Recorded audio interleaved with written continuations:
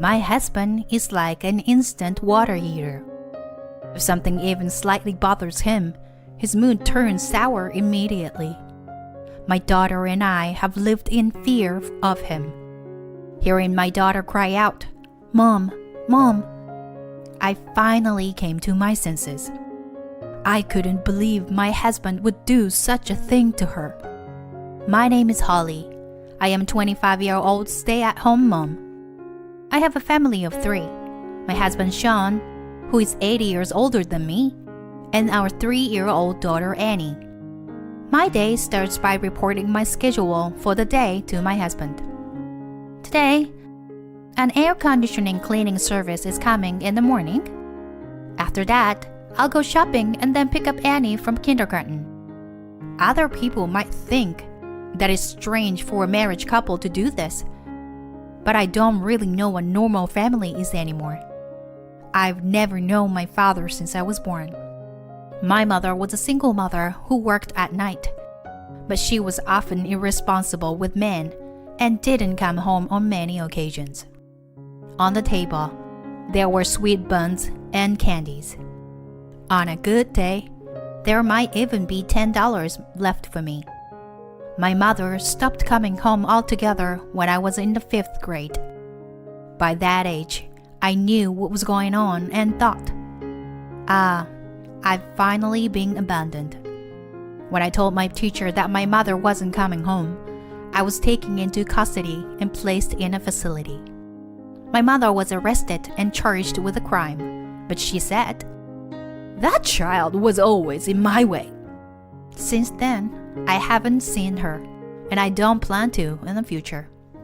After graduating from high school, I got a full-time job at a nearby supermarket.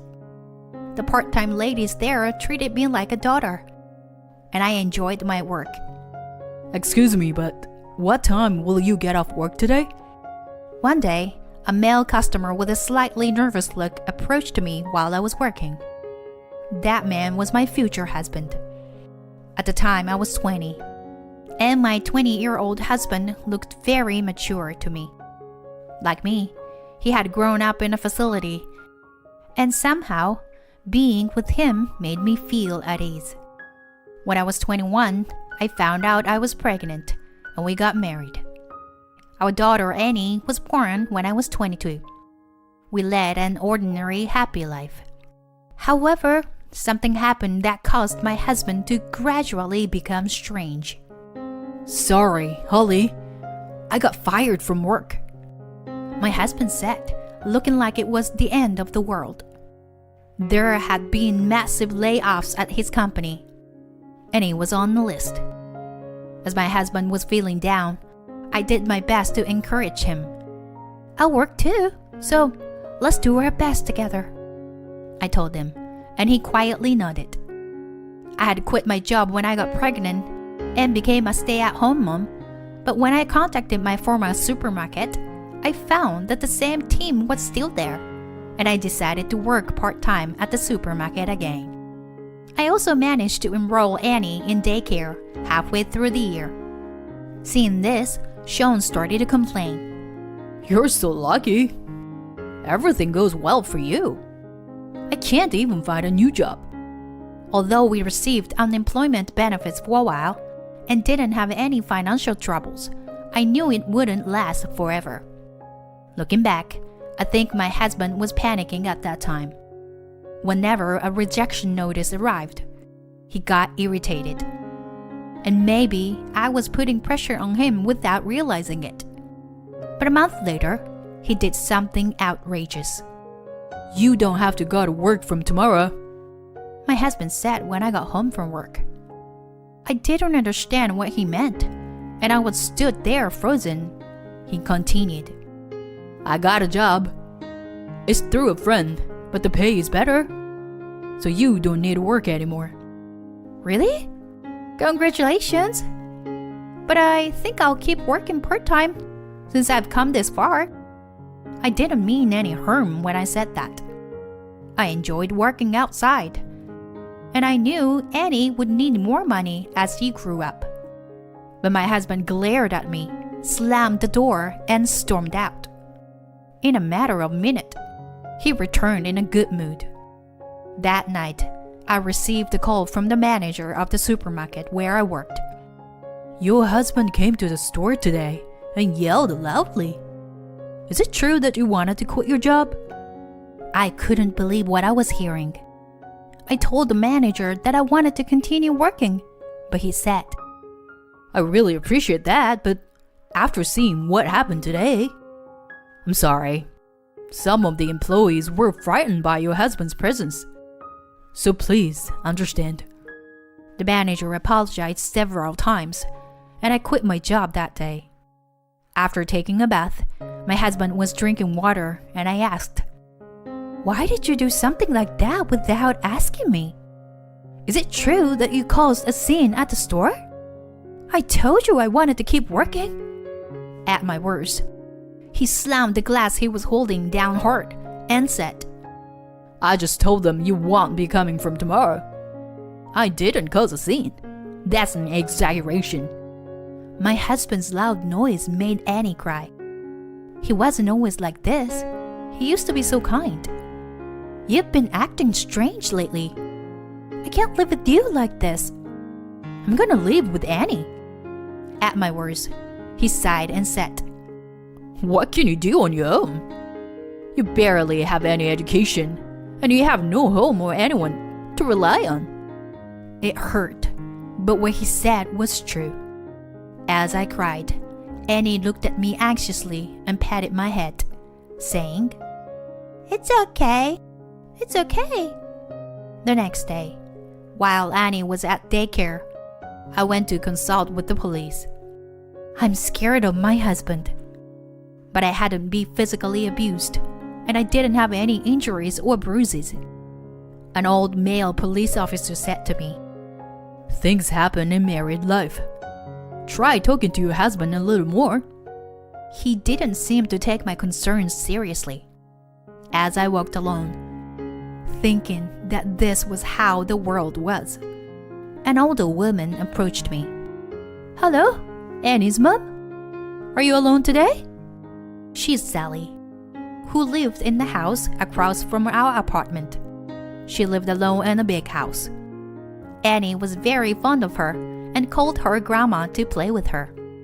When I apologized, she said, "I'm happy to be called that, so it's fine." She was a cheerful person. My husband had a good public face, so she said he was a wonderful husband. But he said to her, That lady is a bit too friendly. It's better not to get too close. Since then, I had been letting Annie play with her when my husband was not around. Recently, my husband had been unemployed and always at home, so it had been a long time since I talked to her. My husband is at work and Annie is at daycare, so I'm alone today. She looked at my forced smile and said, "Oh, is that so? Then, would you mind accompanying me for a while?" She forcefully took my hand and invited me into her home. Her garden was filled with colorful flowers, like a flower field. It was so beautiful that I unconsciously shed tears.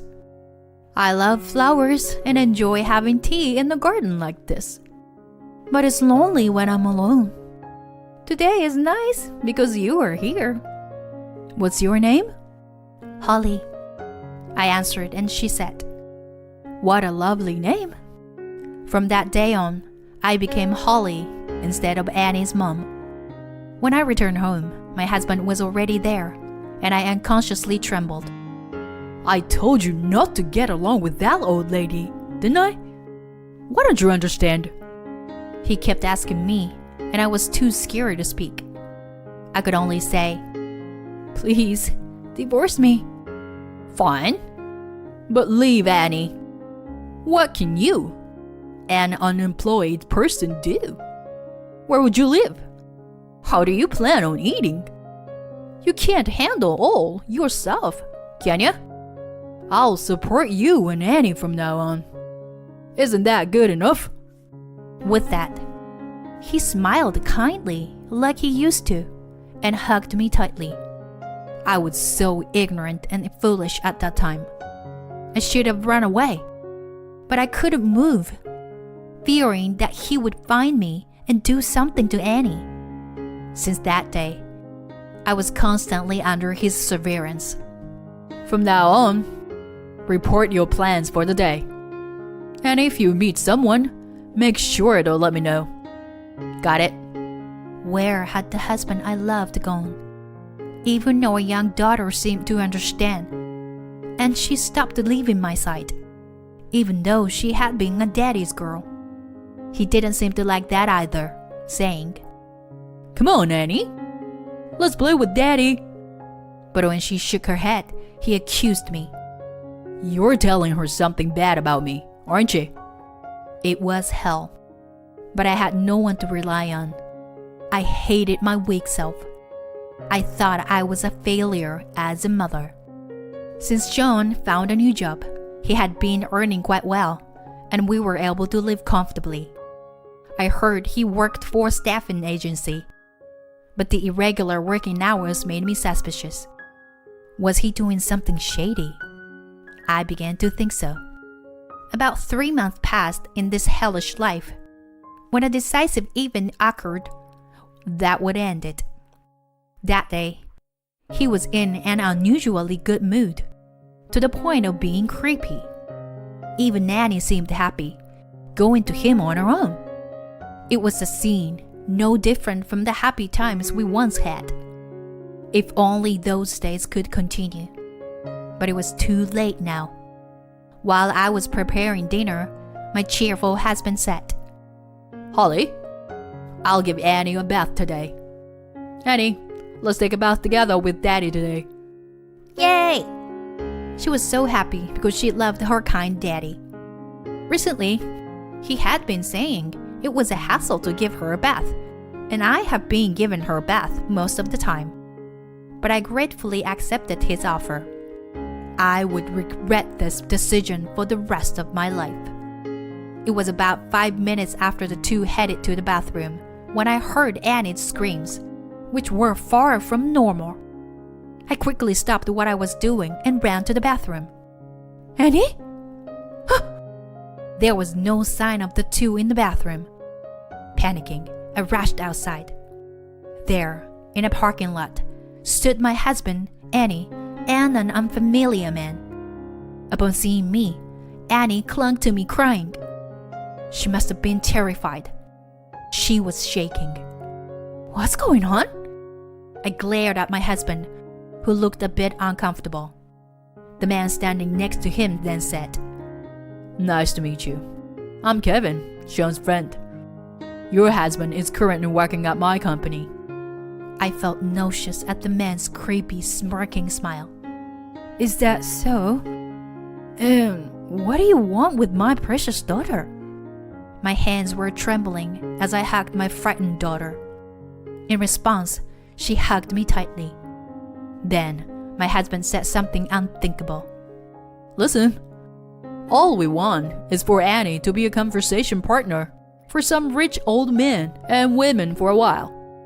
I told you I was working in a staffing agency, right? It's just that. And it pays a couple $100.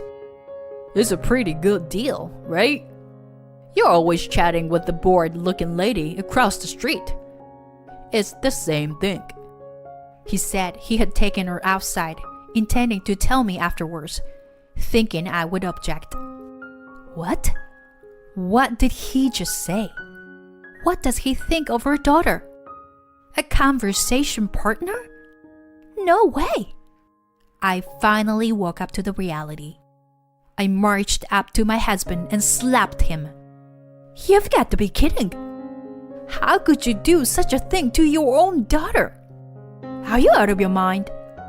Disgusting! Don't touch Annie! Stay away from us! My crying and screaming caused my husband and his friends to look panicked and tell me to be quiet. Kevin, my husband's friend, said, Is your wife crazy or something? I'm going home. That's when it happened. Excuse us. May we have a moment of your time? 2 police officers were standing there. Seeing the officers, my husband and Kevin's faces turned pale in an instant. We received multiple reports of arguing voices. Tell us what happened. When I realized Annie wasn't in the bathroom, I thought it wasn't an ordinary situation, and I called the police while running down the stairs of the apartment. The 2 men started to resist, shouting, We didn't do anything. Let's go. As the police officers calmly listened, they were taken to the police station. A female police officer who came to help later asked if I was okay, as my body was shaking so much that she worried about me. When asked if I had any family members I could rely on, I could only shake my head. Then, from behind, Sally, who lived across the street, called out, Holly? Annie? Annie, who had been clinging to me, hugged her, exclaiming, Grandma! After the female police officer and Sally talked for a bit, Sally kindly invited us to her house. My tears wouldn't stop at her kindness. Seeing me like that, Annie said, Mommy is crying again. There, and patted my head. I hugged her and said, I'm sorry. Thank you for comforting me. And managed a small smile. She happily said, I love you, Mommy. After that, my husband Kevin and several other employees were arrested. It turned out that the company Kevin was running had a fake location, and while they claimed to be a staffing agency, their actual business was providing escort services. Among them were illegal immigrants and minors. It seemed that Kevin knowingly employed them. Moreover, my husband and his associates were involved in nationwide wire fraud, affecting a significant number of victims. I was questioned by the police, but they determined I had no involvement and let me return to my daughter. I left Annie with Sally and went to visit my husband in prison. Divorce me, I said, looking straight into his eyes. All I wanted was to support my family. I always wanted you to stay at home. I thought we needed money for that. I was afraid you guys would suddenly disappear. My husband had the same past as me. His mother also left him one day and never returned. Still, he was completely misguided in his love for his family. I could not continue living with him any longer. He would be in prison for some time. After crying in front of me for a while, he said, Please take care of Annie, and agreed to the divorce. I heard that after his release, he would work with relatives on his father's side and lived far away in another state. I haven't seen my ex-husband since that day. Since then, Annie and I have been living in Sally's house. Annie seems happy to live with her beloved Sally and smiles every day. After Annie went to sleep that night, Sally and I talked while looking at the flower garden in the backyard. You know, I lost my husband to an illness a few years ago. I was so sad. We didn't have any children, so it was hard being alone. But the people in this area are so kind. They encouraged me a lot. How about for you? I couldn't stop my tears at her words. Not only her, but when I quit my job and told the nursery school that Annie would be leaving, the teachers were concerned about my pale complexion and even suggested transferring her to kindergarten. The owner of Sally's favorite flower shop and his son gave us a bouquet of flowers, saying, Put this up in your house, if you would like. And the son, Mark, gave Annie candy, saying, Here, eat this. Even when I went shopping at my former workplace's supermarket, as a customer, The manager and part-time aunties ran up to me and said, "You are not being mistreated by your husband, are you? You can always rely on us." The people who reported the situation to the police that day were our neighbors, including Sally, who were worried about my daughter and me. Everyone was so kind.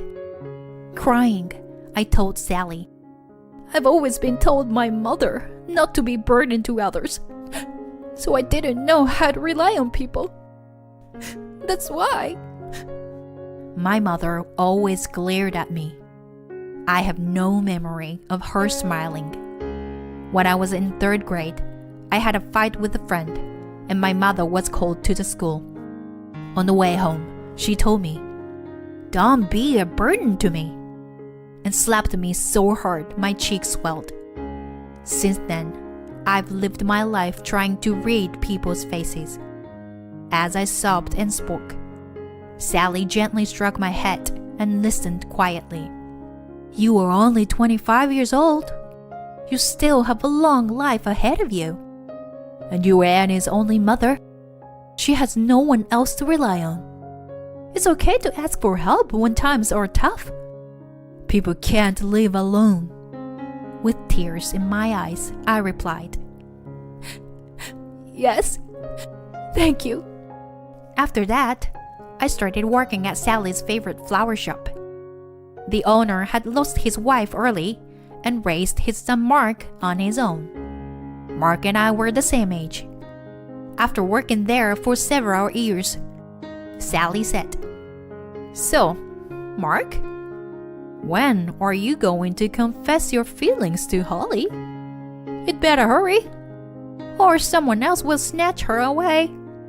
I went to all this trouble. As if to interrupt Sally's rumbling words, Mark, with a bright red face, said, Wait a minute. Don't say that, Sally." That's when I found out that he had been interested in me since I was married to my ex-husband. A few years later, when I turned 30, Mark and I got married. Annie, now a grade schooler, was also very happy. At that time, my daughter and I had moved out of Sally's house and were living on our own. But of course, we invited Sally to the wedding. At 80 years old, she was still strong and healthy, and wholeheartedly celebrated my marriage to Mark. I'm surrounded by so many kind people.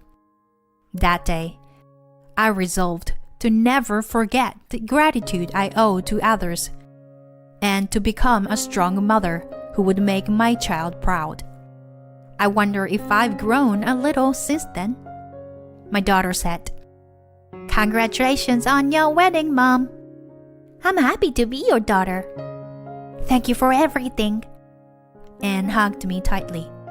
From now on, I pledged in my heart to protect my precious family.